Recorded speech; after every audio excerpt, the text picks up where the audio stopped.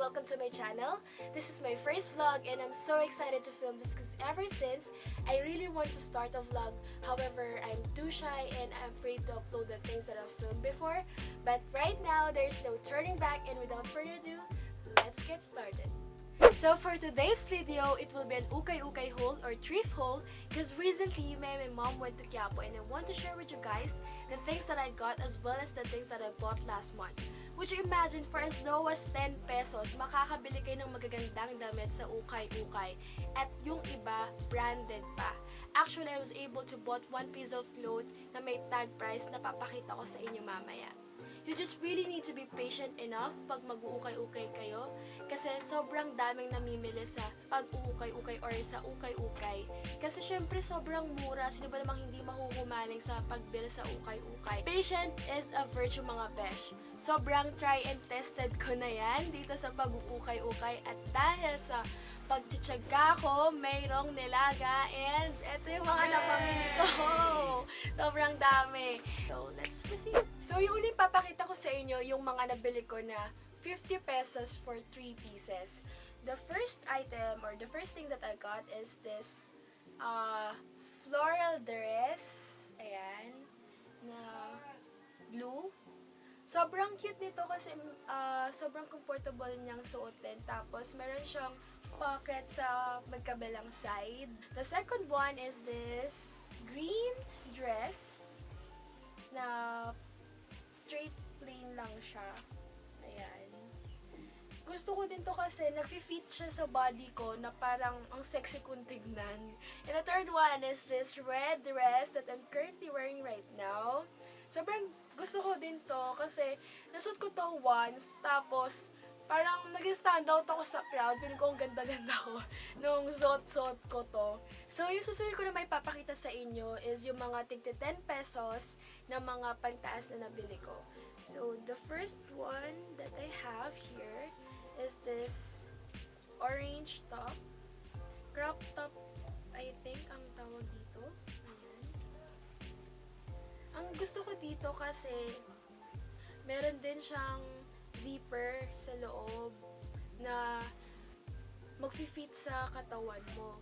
Saka ganito, kasi nakita ko mga ganito din yung mga uso ngayon, kaya binili ko siya. Sunod naman is this peach na sando. Gusto ko to kasi may satin siya sa loob, guys, and sobrang lambot niyang suotin, promise. And ang simple lang niyan, parang ang classy pag suot-suot mo. Yung sunod naman is this crop top na color green. Gusto ko siya kasi yung likod niya stretchable. Ay medyo chubby kasi ako. So, hindi ako mas nagmumukhang mataba. Last thing is this pastel color top that I got. Sobrang gusto ko to kasi ang lambot niya then suotin. Tapos, ang cute nung color. I mean, gusto ko yung color na mga ganito eh. So, itong mga shorts na nabili ko is only for 10 pesos. Ayan. So, I have this skirt na may shorts po sa loob. Gusto ko yung mga ganito kasi hindi ko na kailangang mag shorts na sling shorts sa loob. Tama ba? Sling short? Yung maninipis na shorts, hindi ko na siya kailangan mag-ganon. The next one is this, another Hawaiian, green shorts na medyo Hawaiian siya, na may floral din. Binili ko to kasi ang cute niya, tapos yung loob din, ang comfortable niyang suotin. Binili ko to kasi, di ba, magsa-summer na, and feeling ko magagamit ko siya. Actually, magagamit kasi kaya ako binili. Yan. Ang cute niya kasi. And the next one is this orange na shorts. Yan. Orange na shorts. Sayang lang kasi may natanggal na button dito. Buttonis dito. Eh, ang cute pa. Ang ganda pa naman niya. Yan. Babagay ko sana siya dun sa orange ko na crop top. So, parang iniisip ko, papatanggal ko na lang sa mom ko yung isa pa para yung dito na lang sa gilid. Para siya, equal. And yung susunod is this shorts. Mahilig kasi ako sa mga maluluwag na shorts kasi gusto ko, comfortable ako pag nagsusuot ako ng mga shorts or yung mga sinusuot ko, gusto ko comfortable ako lagi kasi medyo naiirita ako pag naiinitan ako tapos pinagpapawisan ako tapos hindi ako comfortable sa suot-suot ko. Gusto ko to kasi ang cute niya. Ang cute, tapos stretchable siya. Kaso nga lang, di ba sinasabi nila pag may mga ganito kang parang suot-suot, ka-team or ka-kulay mo yung mga table cloth sa mga birthday party, sa mga event. Pero kasi ang cute nito, kaya ko siya binili. And may mga nagsusuot na vlogger na mga gantong style din naman, kaya ako siya kinuha. The next one is these, another short na lousy. Gusto ko to kasi yung style niya sa harap ay ang ganda niya. Tignan. And yun nga, comfortable kasi lagi pag tumitingin ako sa ukay-ukay, gusto ko comfortable din. Ang gusto ko din dito, meron siyang zipper sa gilid. Yan, may zipper siya sa gilid tapos stretchable din siya. So, what I have here are the cargo pants na mga nabili ko. And yung isa dito, yung sinasabi ko nga sa inyo na may tag price pa and branded is yung Calvin Klein's, guys. Ayan. Na, ito. Color brown siya. Yan, Calvin Klein. Para makita nyo. Ayaw mag-focus ng camera ko, pero yan, Calvin. And the next one that I got is this green pants. Ayan. Gusto ko siya kasi yung mga details niya sa pocket. Tapos, yung sa dulo niya, may ganito. Pwede mo siyang itaas. The last one is this white cargo pants. Na ang ganda niya kasi ang dami niyang pocket details, I mean, ang dami niyang pocket na pwede mong paglagyan talaga. Tapos meron din siya sa dulo niya na pwede mong sikipan. And I'm not familiar with the brand, pero nakalagay dito is Buffalo David Beton jeans. Ayan. I'm not familiar with the brand, pero tingin ko branded na cargo pants. I'm not that sure. Ayan.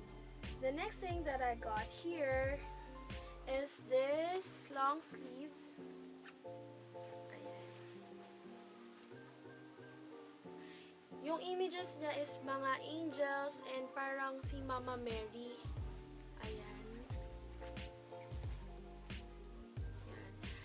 Nabili ko to for only 20 pesos. Actually, ayaw ng mom ko na bilhin ko to kasi sabi niya parang old style daw. Parang old fashion, ang pangit daw, pang mga tanda. Tapos sabi ko, hindi, maganda yan. Tapos, ayun, hindi naman ako nagkamali kasi good still. Ang ganda niyang suotin, lalo na pag naka-shorts ako. So, yan. Okay sa akin to. And, the next one is this blouse. Ayan. Hindi ko alam kung bakit sa camera violet yung color nito, pero blue po siya. Medyo dark blue. I mean, hindi. Normal blue siya. Gusto ko to kasi, nasuot ko to once, ang elegant niya din suotin. Kasi, yung sa likod niya, ganito, para kang may buntot. Ayan. I mean, parang pabuntot sa likod niya.